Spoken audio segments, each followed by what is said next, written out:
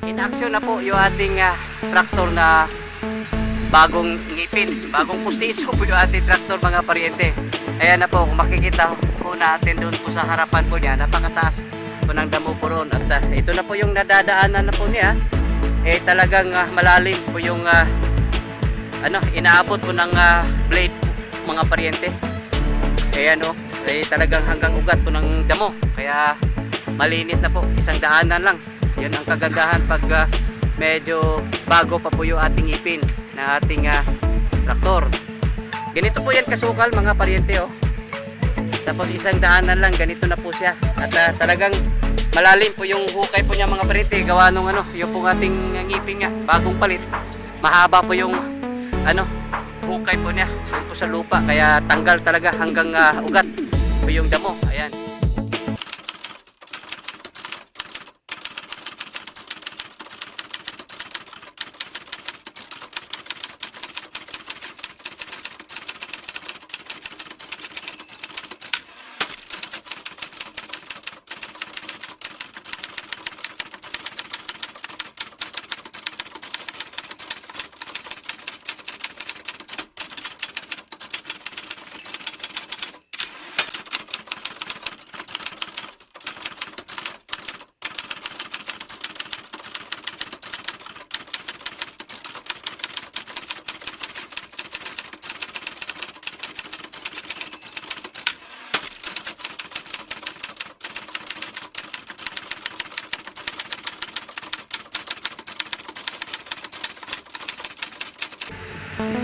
Yan mga paryente, isang mainit na araw at in action na po yung ating traktor na bagong ngipin, bagong pustiso po yung ating traktor mga paryente. Ayan na po, kung makikita po natin doon po sa harapan po niya, napakataas po ng damo po roon. At ito na po yung nadadaanan na po niya. Talagang malalim po yung inaabot po ng blade po, mga paryente. Ayan o, talagang hanggang ugat po ng damo. Kaya malinis na po, isang daanan lang. Yan ang kagandahan pag medyo bago pa po yung ating ipin na ating traktor. Ganito po yan kasukal mga paryente oh. Tapos isang daanan lang, ganito na po siya. At talagang malalim po yung hukay po niya mga paryente. Gawa nung yung po ating ngipin nga, bagong palit.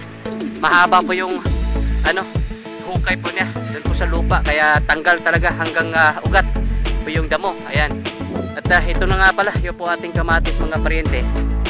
Yan, nung nakarang linggo po nakaano tayo 50 kilo 50 kilos po yung na-harvest po natin nung nakarang linggo. Hindi ko na lang nakuna ng video mga paryente. Kaya ngayon ko lang po ito na kuna ng video. May mga pipitasin na rin mga paryente oh. Ayan, nakapagpamunga pa siya mga paryente. Kaya hindi po ito yung pong inaasahan po natin. Kasi nga mayroon po itong yung makikita ko natin yung dahon po niya oh, nangungulot. At saka wala ko yung mga susunod na bulaklak mga paryente. Sana magtutuloy po ito. Kasi yung iba yung bulaklak po hindi nagtutuloy. Kaya tingin ko po mga ilang pitasan lang po ito. Mabuti lang pa, maka 4 o 5 pitasan lang po tayo rito. Kahit paano po makakabawi man lang sa puhunan. Ganyan talaga mga paryente. Yung buhay magsasaka, minsan talo, minsan din tiba-tiba. Yan.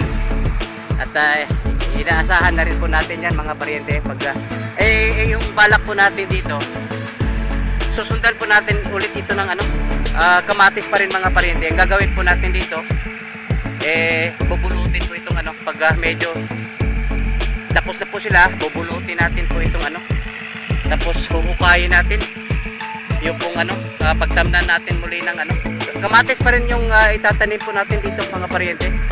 Kumbaga susundan ulit na natin ng kamatis pa rin. Ayan. At sisilipin na rin po natin yung pong ating okra. At saka yung po ating sili doon po sa unahan. Ayan. Yan po yung ating traktor oh. Ang ganda po ng pang turong po niya mga paryente oh. Durog na durog talaga yung lupa. Ari ka, Bir! Bir! Yan. Durog na durog po yung lupa mga pariente. Yan ang maganda, buhaghag talaga. Bir! Ayan o. Hindi makaka-relate siya, no? Diretso tayo rito mga pariente. Kakamustahin po natin. Ito po yung ating okra. Ayan, medyo malaki-laki na po yung ating okra mga pariente, oh. Pero wala ho tayong balak po nito na patatabain po ng todo kasi pag base na rin po sa ating karanasan mga pariente, nung araw mayroon po tayong okra doon sa pinagtanan po natin ng ampalaya. Sa sobrang taba mga pariente, wala na pong bunga. Kukunti na pong bunga niya dahil sa sobrang taba. Kaya hindi rin maganda pag yung okra sobrang taba. Yan, sisilipin po natin. Ito pong in action po yung ating tractor. Ayan po, napakasukal po yan. Yung dyan po na yan, napakasukal. Ayan o. Ayan. At ito na po yung naging resulta pag nadadaanan na po ng ating incubator. Ayan, malinis na po. Sa daanan lang. Ayan, balik po tayo doon po sa silipin na rin po natin yung pong ating siling at sakal at saka siling panigang. Ayan.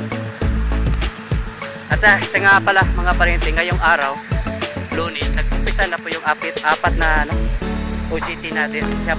Sila po ay taga TESDA dito lang po sa ating bayan sa Balamban po. Ayan, yung apat na dalaging ting na yan. Tatlo lang, saan yung isa? Ay, apat din sila mga pariente. Ito yung ating bagong OJT. Ayan. At ito na rin po yung ating siling atsal. Yan po yung pagkakaalam po yung po dyan. Siling panigang at dito banda, siling atsal. Biaks, asa ganitong siling, kuha na to doon eh. Pila ka, balara? Uy. Oo nga pala oh. Yung pala, mag-isa lang pala yung natin dito mga pariente, yung pong ating siling atsal. Ito lang pala, isang plat, tapos may dalawang plat doon malapit sa ating guardhouse. Hindi ko nakita po yung isang OJT natin, nandun pala sa dulo. Apat po ito sila mga pariente. Ayan. Biaks, dili bantay sa lakay ha. Bantay sa lakay. Bita biaks ay. Mga pariente, silip po tayo dito po sa ating yung ating ampalaya mga pariente. Patapos na po ito. Yung gusto ko makikita yung po ating ini-relay crappie po dito, yung pong sitaw, pupo at saka pipino, kasi nag-alala po tayo mga pariente kasi hindi po sila naaarawan. Baka mangyari po niyan maging payat, legi o yung masama marupok po siya mga pariente kasi hindi nga naarawan, baka mami ay hindi makayanan, sobrang wala po, hindi po naiinitan, baka mami ay mamamatay. Ayan, payatot nga siya mga pariente ang gagawin po natin dito mga pariente makapag bukas po schedule po ng pitasan po rito at nakikita ho natin mayroon pa namang mga bunga. Actually mga pariente, marami pa pong bunga. Yung po nakarang linggo mga pariente, yung isang pitasan po nung Martes, nakaano po tayo, akala ko 50 kilo lang aabutin po noon, pero naka 80 kilo pa rin po tayo nung nung Martes lang mga pariente. Nung Biyernes hindi ko alam kung ilang kilo pong napipitas po nila. Pag magpipitas bukas mga pariente, ito po 21 pitasan na, sobrang sobra na po sa ating expectation mga pariente. At mayroon pa naman tayong nakikitang medyo magaganda mga pariente At marami pa rin pong bunga mga pariente na makukuha, pero kailangan na talaga malinis na po ito para yan po ating sitaw po rito, yung pipino po roon at saka yung upo maaarawan.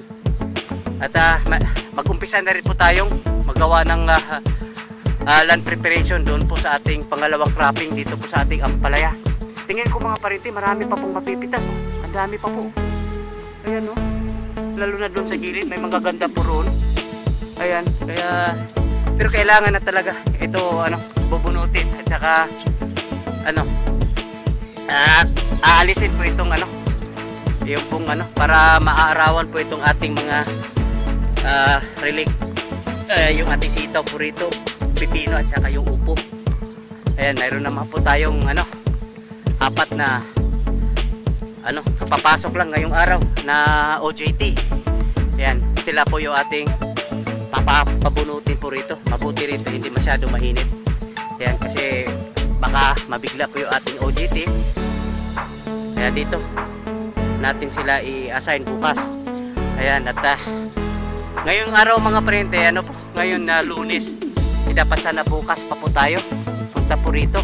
Kaso lang mga parente, sa Miyerkules, isang ano po yun, importanteng araw para sa akin mga parente. Kaya bukas po tayo luluwas dun sa Cebu at nang sa Miyerkules nasa Cebu po tayo.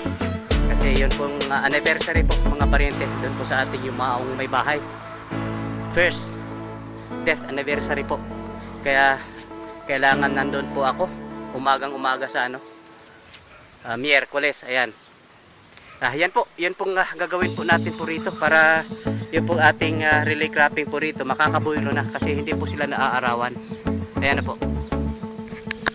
Ayan mga pariente, dito tayo sa ating papaya at saka kalamansi na kailan lang po nabigyan po natin ng herbicide. Malinis na po yung paligid mga pariente, oh. Ayan, malinis na po at saka yung gagawin po natin dito, bali maintenance na rin po. Hindi natin pa tatangkarin, nagtudo po yung mga damo po rito. Habang maliliit pa sila, hindi pa po sila nakapagpamunga o nakapagpamulaklak, titirahin na po natin ng ano, herbicide para ma-maintain po natin yung kalinisan po dito sa ating papaya at saka itong kalamansi po rito. Ayan, at ito malalaki na po yung bunga po nila mga parinte, oh. Ayan, oh. Kaya pag yan ay lumalaki, malapit na po sa lupa yung po ating papaya na yan. Ayan na po, at ang ganda po tignan pag malinis yung paligid. Ayan, oh, kasi dito po kasi mga parinte, hindi po natin pwedeng mapapadaanan po ng ating traktor. Kasi ini-intercrop nga natin, ito na lang po yung pwedeng ano, espasyo po niya bawat pagitan. Hindi na po makakapasok yung traktor po rito. Kaya yung maintenance po natin dito, herbicide na mga pariente. Ayan, pariente, update po tayo dito po sa ating pinapagawang harvest stall dito po sa gitna po ng ating harvest station. Ayan, ito nga pala yung po ating apat na kapapasok lang na ano, JTs mga pariente. Kaway-kaway naman kayo dyan mga dalaging ding. Ayan, ito na po yung ating ano, harvest stall. Dito po natin ilalagay yung po ating ano, yung ating mga harvest mga pariente para sanitary na rin mga pariente. At medyo umaaliwalas po itong ating harvest station kasi itong mga kalat ko rito mga pariente may kalalagyan na po. Ayan, at yun nga, dito yung sampayan po nila. Dito po yung isang kwarto po ng ating isang kasamahan na stay in po rito. Ayan, at pag natapos na po itong mga pariente, medyo maaliwalas na po yung ating harvest station. Ayan, tsaka ito pa lang ano, Rick, ba? Kani ba kanang buslot mo kaning tong ani? Kaya kani gamiton na nato sigurado pitit at kurente ani. So kuan mo kuni siya kaning kuan Rick ba kaning ayang mating diri kuan kuni siya kanang murbag tawag ani sa pangkuan dito sa init. Pwede niya atong suwayan ka nito putos no, gamiton mo andar pa mo kuni. Gusto na to kuan ba tatagis DPE may lain tayong ikaputos. Ato la suwayan mo kuan kay kani sigurado kita ning kurot atong pwede atong kurente ani kay masigim ning andar kompresor ani dagay mo tulo para magamit kay mo andar pa man ni gitistingan ng event. O suwayan na to isbip niya pangitay diskartehin na sa na to pag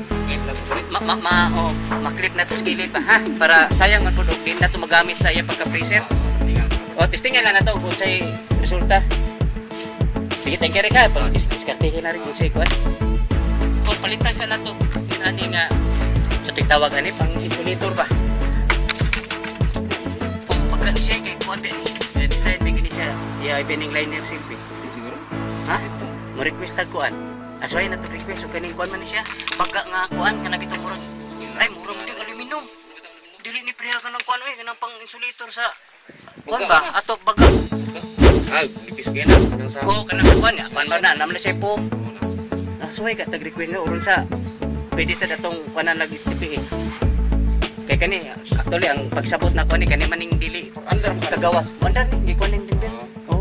Pero dili pwede na to gamiton na lang buslok eh patay ta. Kurinti. Marami. Oh, kompresor ani patay ta sa sige under kompresor. Kaya ka kuan. Oo, di kay magsige ganda ng kompresor kay mag-maintain man siya sa temperature. Oo. Sige, ato ni Soyem sige sige lang. Oh, sige pa ila sa. Sige. Diskartehin lang so ikaw pa. Sige, thank you Reka. Ayan.